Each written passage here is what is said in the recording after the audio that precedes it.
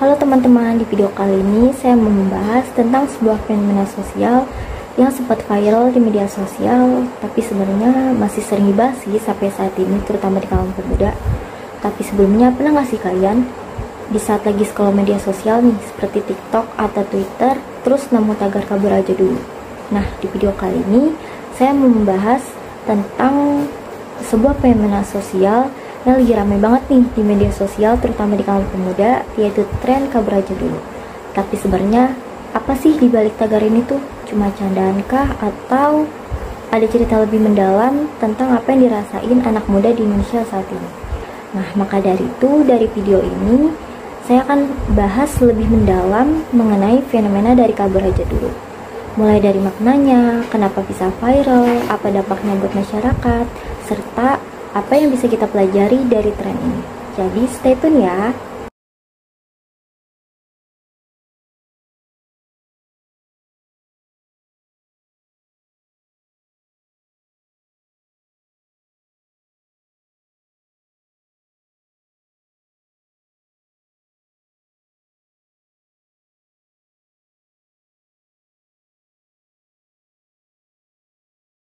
Jadi apa sih kabur aja dulu tuh?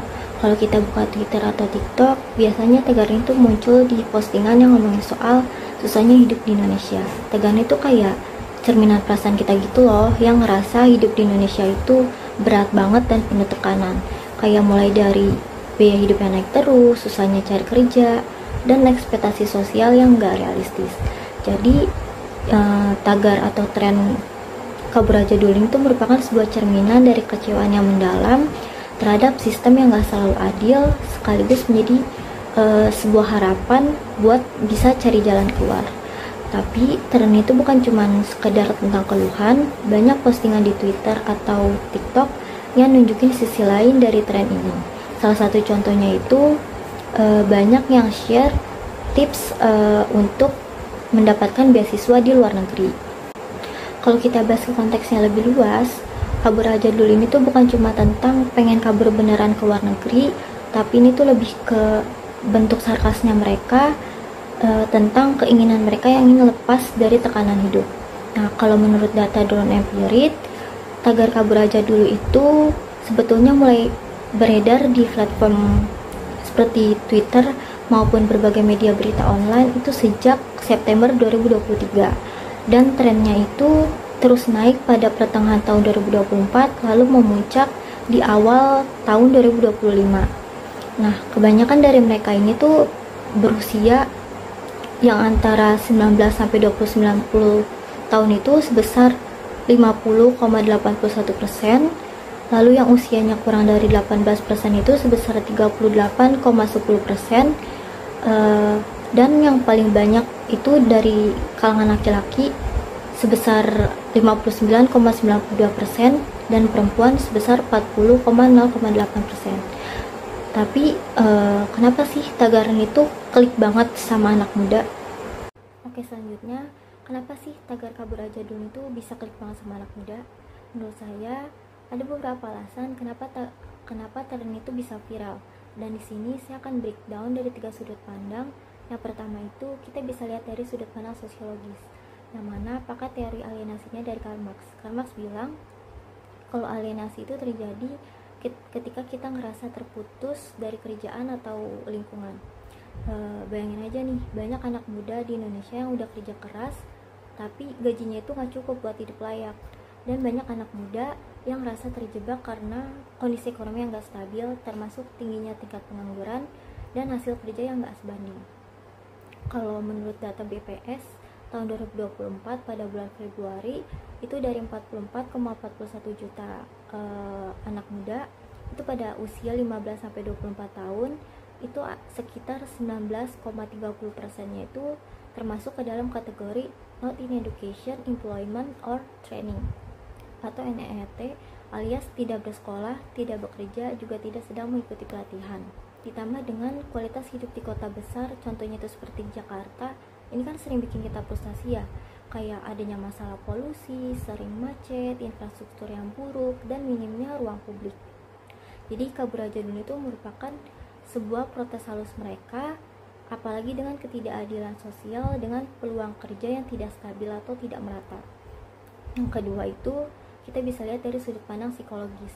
Tagar itu bikin pemuda ngerasa nggak sendirian. Kalau menurut teori identitas sosial, orang itu kan suka banget ngerasa bagian dari kelompok yang mempunyai pengalaman yang sama. Jadi kabur aja dulu itu kayak curhat bareng tentang susahnya hidup, tapi disertai dengan candaan biar nggak stres.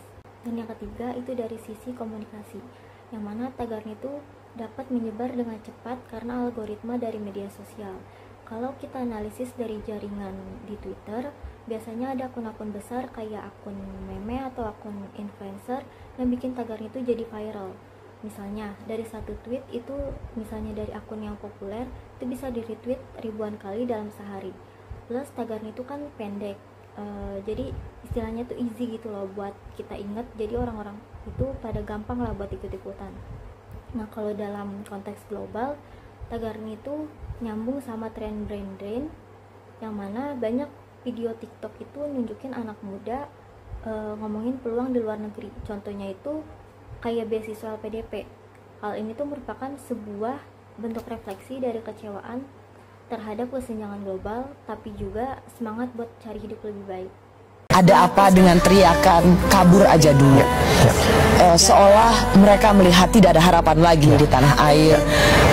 Apa yang menjadi, menurut Yorga, apa yang menjadi kemarahan utama anak-anak muda saat ini yang kemudian diekspresikan secara luas di sosial media? Iya. Kita bicara tentang lapangan kerja yang terbatas bertemu dengan kebijakan hari ini yang tidak berpihak kepada anak muda ini. Pertama tentang lapangan kerja terbatas, Mbak. Saya punya sahabat baik, dia punya rumah sakit di Cianjur. Dia baru buka, dia mencari 200 orang tenaga kesehatan. Yang daftar itu, Mbak, di 24 jam pertama 1.400 orang.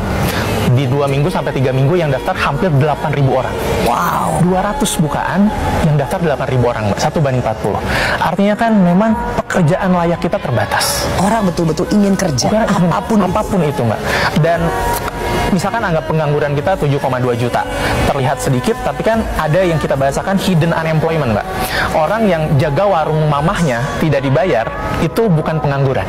Jadi mungkin ada 12 juta sampai 15 juta orang setengah pengangguran atau hidden unemployment ini. Ini angka yang besar. Belum lagi kita bicara kerja layak, Mbak. Bukan hanya bekerja, tapi kerja secara layak. Misalkan angka kita tahu hanya ada 40% tenaga kerja formal di Indonesia. 60%-nya itu informal. Saya diskusi dengan rekan saya di Bappenas, Mbak. 40% ini kalau dibenerin datanya, misalkan saya kerja, Mbak, di warung pecel ayam digaji. Itu kita sebut sebagai pekerja formal. Tapi kalau yang kerja formal itu harus ada kontrak, harus ada BPJS, harus ada asuransi dan lain sebagainya, itu hanya 24%, Mbak. Kecil banget. Kecil sekali, Mbak. Jadi terbayang di satu sisi orang sudah frustasi, PHK besar-besaran, datanya sih 80.000, tapi mungkin yang tidak terdata lebih banyak lagi tahun lalu. Besar, Mbak. Yorga, saya masih ingin mengelaborasi ya. Jadi menurut Yorga nih, ekspresi kekecewaan, kekesalan anak muda di sosial media kabur aja dulu. Ini real ya, bukan sesuatu yang benar di setting, ada orchestrated. No, ini curahan hati banyak anak muda yang khawatir dengan masa depannya harus ngapain. Bertemu dengan tadi mungkin kebijakan-kebijakan yang agak lucu gitu ya, Mbak ya. Maksudnya apa sih kebijakan untuk anak muda untuk mendukung mereka bisa cari kerja gitu misalkan. Sementara kebijakan-kebijakan sekarang dengan ada pengentalan anggaran mungkin yang kita bahas atau kabinet yang gemuk, kok terlihat pemerintah tidak serius membahas kesempatan anak-anak muda ini untuk bekerja, dan ada kebijakan-kebijakan yang tadi agak aneh buat anak muda. Ya makanya ini meledak, keluarlah, kabur aja dulu lah, kita keluar dulu selagi kondisi saat ini. Sebenarnya lebih pada capek deh, gitu ya? Udah frustasi dengan kondisi yang. Baik, selanjutnya itu dampak dari fenomena kabur aja dulu. Jadi fenomena kabur aja dulu itu kan mempunyai dampak yang cukup besar ya, baik dari sisi positif maupun sisi negatifnya. Dimulai dari sisi positifnya dulu ya. Yang pertama, tagar itu bikin pemuda bisa ekspresiin perasaan mereka secara kreatif, yaitu dengan bercanda soal biaya hidup atau tekanan sosial. Dengan begitu mereka tuh bisa ngurangin stres. Hal itu penting karena menurut psikolog, humor itu salah satu cara buat coping dengan tekanan hidup. Yang kedua, tagar itu buka diskusi tentang isu serius, yang mana sekarang itu banyak orang yang udah mulai notice soal pengangguran, kesehatan mental, dan atau tekanan buat nikah muda. Bahkan beberapa komunitas kayak 1%, mereka itu udah mulai bikin konten tentang kesehatan mental karena gara-gara tren ini.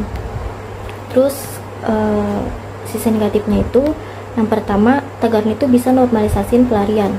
Kalau terlalu sering bilang kabur aja dulu, itu tuh ada resiko pemuda jadi apatis atau nggak mau menghadapi masalah secara konstruktif. Misalnya, alih-alih cari solusi buat kerja atau ngatur keuangan, malah cuma bercanda doang.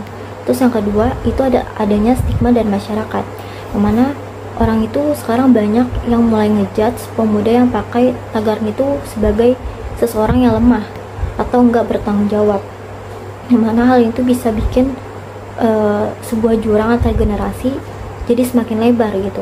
Apalagi kalau generasi tua yang nggak ngerti tentang konteks dari tren ini.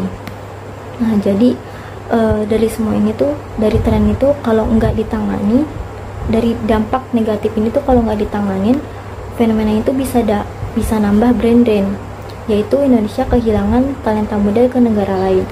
Tapi melalui postingan-postingan yang ngasih solusi buat nunjukin anak muda itu punya semangat buat berubah, jadi bukan cuma kabur. Jadi meskipun kabur aja dulu ini tuh lucu atau relate gitu sama Gen Z atau milenial, kita juga harus mikir apa langkah selanjutnya biar nggak cuma berhenti di keluhan aja. Oke, selanjutnya itu solusi. Jadi apa sih yang bisa kita lakuin biar fenomena kayak kabur aja dulu itu nggak cuma jadi candaan, tapi juga bawa perubahan? Kalau dari saya itu ada beberapa solusi. Yang pertama itu literasi digital dan kesehatan mental. Kita itu perlu edukasi buat pemuda biar bisa pakai media sosial itu secara positif. Misalnya buat cari inspirasi atau networking, bukan cuma curhat. Dan juga akses ke layanan kesehatan mental kayak konseling gratis itu juga jadi lebih gampang. Terus yang kedua, kebijakan buat pemuda, yang mana dengan adanya dorongan dari pemerintah ke program pelatihan kerja yang benar-benar sesuai sama kebutuhan pasar, atau mungkin bikin subsidi buat perumahan di kota besar, itu bikin pemuda jadi nggak pusing sama biaya hidup. Ketiga, itu dialog antar generasi. Jadi kita itu perlu ruang buat pemuda dan membuat kebijakan untuk ngobrol bareng. Misalnya kayak forum atau webinar yang ngasih panggung atau ngasih peluang buat para pemuda itu ceritain apa yang mereka hadapi. Dan yang terakhir, buat kita semua, mari deh kita itu refleksikan tagar kayak kabur aja itu lucu, tapi juga merupakan sebuah tanda bahwa ada yang perlu diperbaiki. Daripada cuma kabur, mungkin kita bisa mulai dari langkah kecil, kayak ngatur keuangan lebih baik, ikut komunikasi yang positif, atau bahkan bikin konten yang menginspirasi orang lain. Jadi kabur aja dulu itu lebih dari sekadar tagar, yang mana hal itu mencerminkan sebuah perasaan dari seorang pemuda yang lagi berjuang di tengah tekanan hidup, dari biaya hidup sampai ekspektasi sosial. Tapi biar nggak berhenti di keluhan aja, kita itu perlu solusi, yang mana kayak literasi digital, kebijakan ke pemuda, dan dialog yang beneran dengerin anak pemuda. Baik, sekian analisa dari saya terkait fenomena kabur aja dulu di kalangan pemuda. Kurang lebihnya mohon maaf. Terima kasih.